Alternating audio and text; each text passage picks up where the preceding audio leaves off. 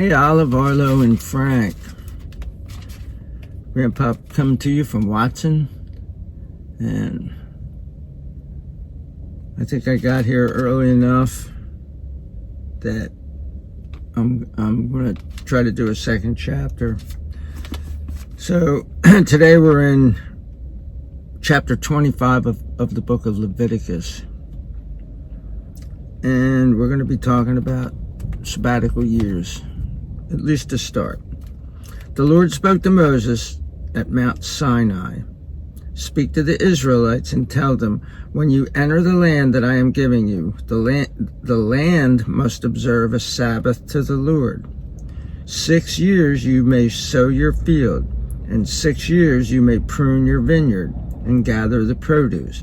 But in the 7th year, the land must have a Sabbath of complete rest, a Sabbath to the Lord. You must not sow your field or prune your vineyard. You must not gather in the aftergrowth of your harvest, and you must not pick the grapes of your unpruned vines. The land must have a year of complete rest. You may have the Sabbath produce of the land you eat. You, your male servant, your female servant, your hired worker, the resident foreigner who stays with you, your cattle, and the wild animals that are in the land, all its produce will be for you to eat. So it sounds like what it's saying is you can't work the land, but you can pick the fruits and vegetables and eat them. Now we're going to talk about what happens after 7 Sabbaths. So that's a 7-year deal. 6 years, plant. 7th year, Sabbath, rest. Don't plant anything. And you do that 7 times, and then on the 50th year, this happens. You must count off 7 weeks of years. 7 times 7 years, and the days of the 7 weeks of years will amount to 49 years. They give you a basic math lesson. You must sound loud horn blasts. That's the shofar. On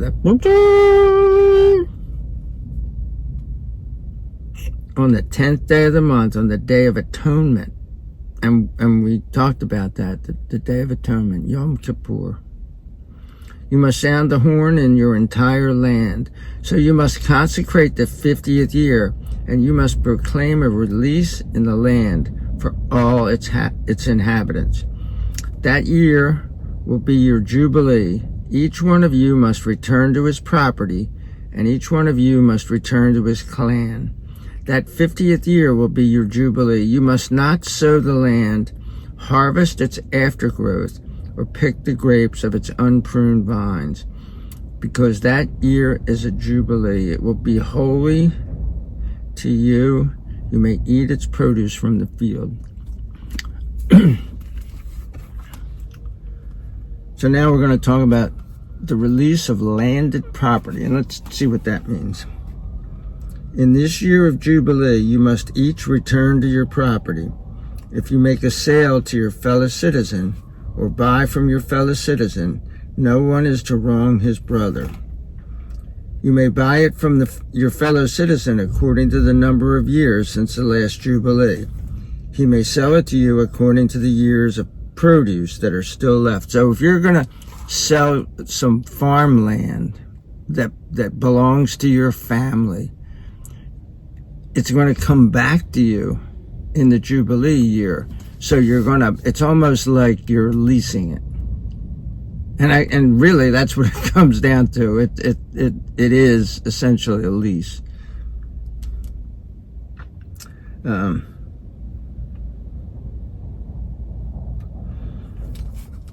The more years there are, the more you may make its purchase price.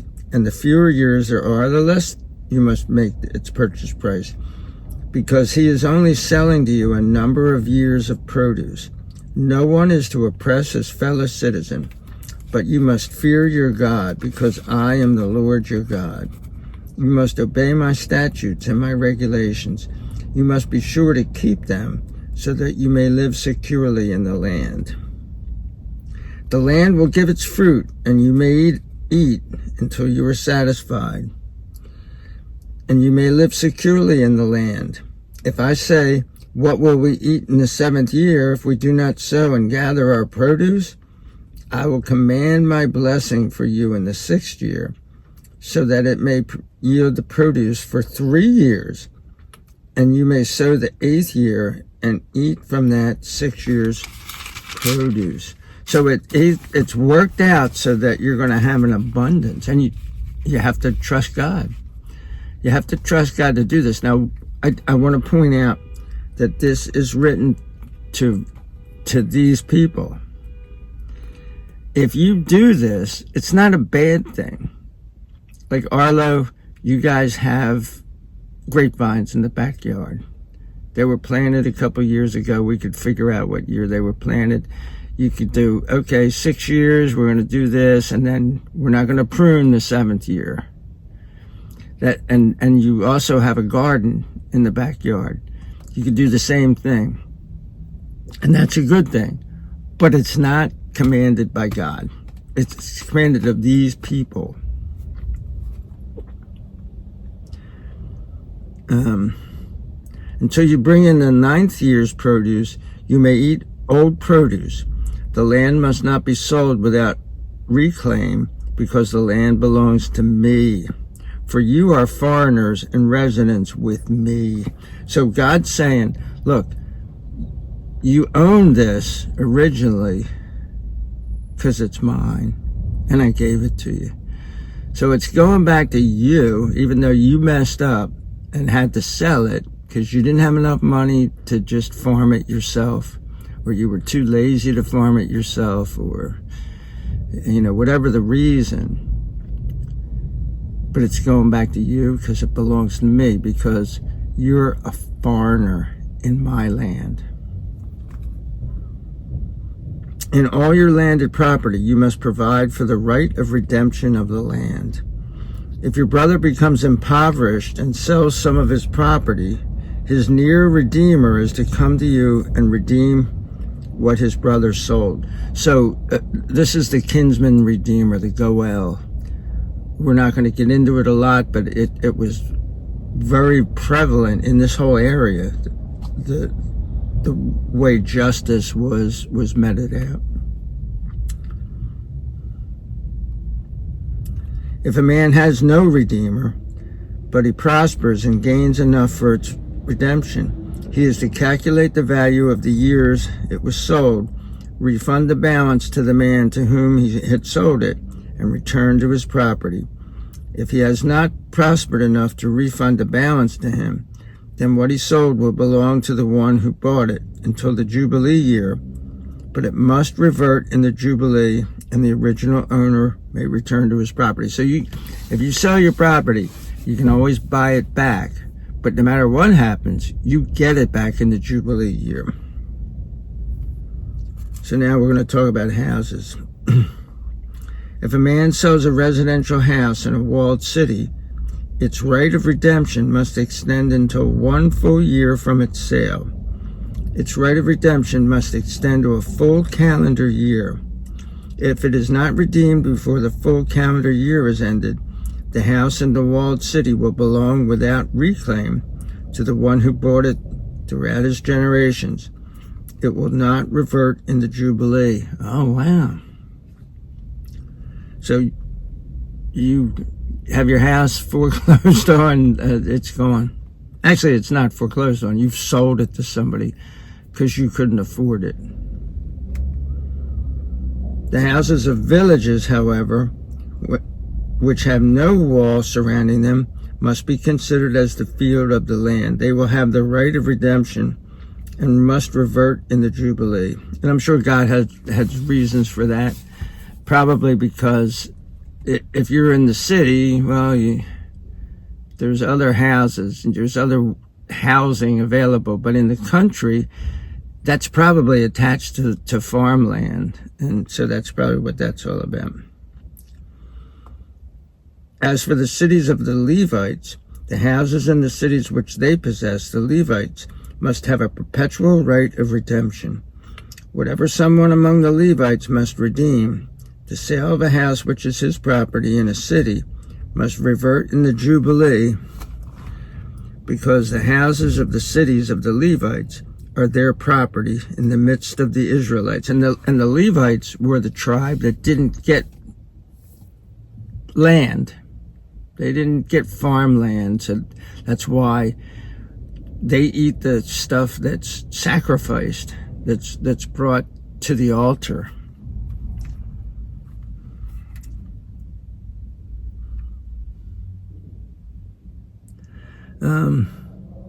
Moreover, the open field areas of their cities must not be sold, because that is their perpetual possession.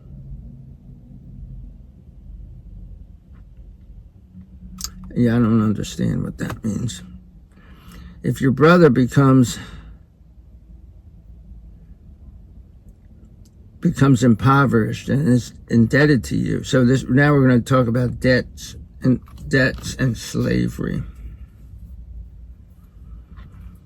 If your brother becomes impoverished and is indebted to you, you must support him. He must live with you like a foreign resident. Do not take interest or profit from him, but you must fear your God, and your brother must live with you. You must not lend him your money at interest, and you must not sell him food for profit. I am the Lord your God, who brought you out from the land of Egypt to give you the land of Canaan to be your God. So this is very interesting. You know, people lend money and they get interest for it. And God's saying to these people here, no, you're not allowed to do this. So remember, they're out in the middle of the desert. They're trying to survive. There's a couple million people trying to survive in the desert.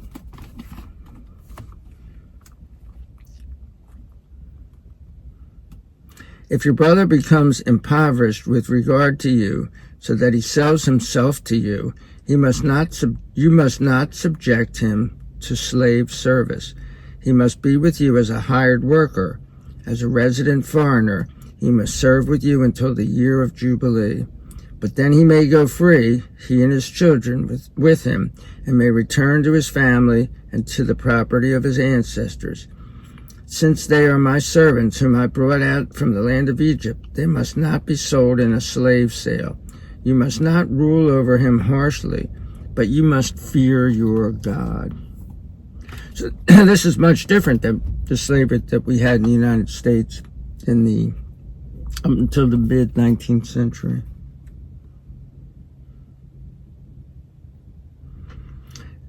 As for your male and female slaves who may belong to you, you may buy male and female slaves from the nations all around you. Also, you may buy slaves from the children of the foreigners who reside with you, and from their families that are with you, whom they have fathered in your land. They may become your property. You may give them as inheritance to your children after you to possess as property. You may enslave them perpetually. However, as for your brothers, the Israelites, no man may rule over his brother harshly. So there is a pecking order here. There's always a pecking order. If a resident foreigner who is with you prospers and your brother becomes impoverished with regard to him, so that he sells himself to a resident foreigner who is with you or to a member of a foreigner's family, after he has sold himself, he retains a right of redemption. One of his brothers may redeem him, or his uncle or his cousin may redeem him, or any one of the rest of his blood relatives. His family may redeem him, or if he prospers, he may redeem himself. So these are people who they're slaves, yes, but it's different than what we think of as slavery. Like it's saying, while you're a slave, if you make enough money to buy yourself out of your slavery, then give the money to the guy and get your freedom back. So it's different. You had a certain amount of autonomy.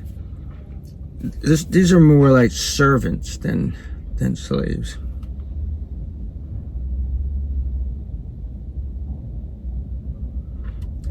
Let's see, where was I? He must calculate with the one who bought him the number of years from the year he sold himself to him until the Jubilee year, and the cost of his sale must correspond to the number of years according to the rate of wages a hired worker would have earned while with him. So it's replacement value. You're saying, I'm going to give you what you would have made from me over the next, whatever, however many years, 6 years, 20 years, whatever. If there are still many years in keeping with them, he must refund most of the cost of his purchase for his redemption. But if only a few years remain until the Jubilee, he must calculate for himself in keeping with the remaining years and refund it for his redemption. He must be with the one who bought him like a yearly hired worker. The one who bought him must not rule over him harshly in your sight. If, however, he is not redeemed in these ways, he must go free in the Jubilee year, he and his children with him, because the Israelites are my own servants. They are my servants, whom I brought out from the land of Egypt. I am the Lord your God. And how great thou art. Amen. Peace out.